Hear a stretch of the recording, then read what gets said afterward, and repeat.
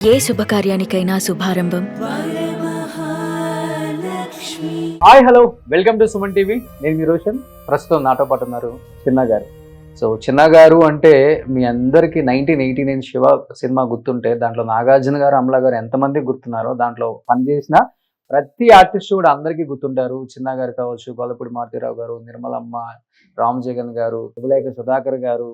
అసలుకి చెప్పాలంటే శివ తర్వాత వాళ్ళ టాలెంట్ ఏంటో విజృంభించారు. ఒక 10 years అన్ని సినిమాలలో వీళ్ళు లేకుండా కథలు ఉండవు, వీళ్ళు లేకుండా సినిమాలే ఉండవు అని చెప్పుకోవచ్చు అనమాట. అంత గొప్ప నటులు అవడానికి కారణం one and only reason Ram Gopal Varma గారని వాళ్ళు గర్వంగా కాలర్ ఎగరేసుకొని చెప్తారు ప్రతి ఇంటర్వ్యూలో కూడా. అలాంటి ఒక యాక్టర్ మనతో పాటు ఉన్నారు, చిన్న గారు. సో చిన్న నమస్తే. So first of all thank you so much accept చేసినందుకు.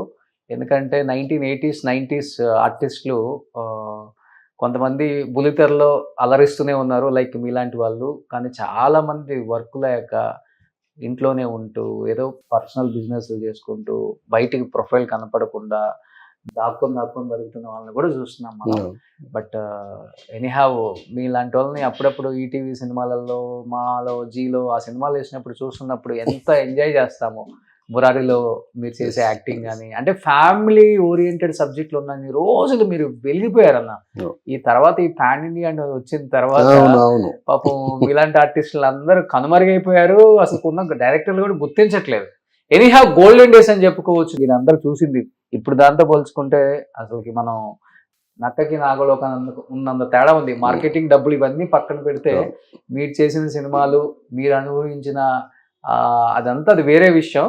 ఏమనిపిస్తుంది ఇండస్ట్రీకి వచ్చి 35 years అయింది కాబట్టి బ్యాక్ వెళ్ళి చూసుకుంటే ఆరుగుంట జితేందర్ రెడ్డి అనే నేను ఈ స్థాయికి వచ్చాను అనేది ఆ కష్టం సుఖం గురించి ఏం చెప్తారు? నేను ఎప్పుడు చాలా సాధించాననే అనుకుంటా.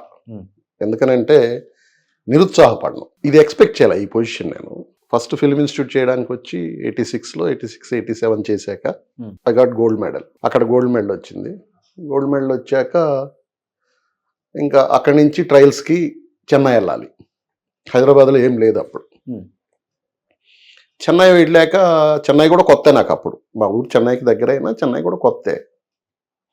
చెన్నైకి వెళ్ళాక కొద్ది రోజులు ట్రై చేద్దాం అసలు ఏంటి అని. దీంట్లో చెన్నైలో ఏంటంటే మా ఫాదర్ వాళ్ళ అన్న ఆడిటర్గా ఉండేవాళ్ళు. ఓకే. ఆయనకి సినిమా వాళ్ళతో కొంచెం లింక్స్ ఉన్నాయి. మా ఫాదరు వాళ్ళ ఇంట్లో తీసుకెళ్ళి పెట్టారనమాట. పెడితే ఆయనకి ఇది ఇష్టం లేదు, ఇండస్ట్రీ అనేది ఇష్టం లేదు. ఎందుకు వాడిని అలా పాడు చేస్తారు, ఇంటి దగ్గర హ్యాపీగా వ్యవసాయం ఉంది, సినిమా థియేటర్ ఉంది, 25 acres ల్యాండ్, పొలంలోనే ఇళ్ళు, ఊర్లో థియేటరు. ఓకే. అయితే పైగా మా అమ్మ వాళ్ళు నేదురుమల్లి జనార్దన్ రెడ్డికి సిస్టర్. అవును, పెద్ద ఫ్యామిలీయే. ఎందుకు అలా పాడు చేస్తారు అని చెప్పి, సరే ఉండమని అన్నట్టుగా కాదనలేడు కదా బ్రదర్స్ అన్ను. ఉన్నాను.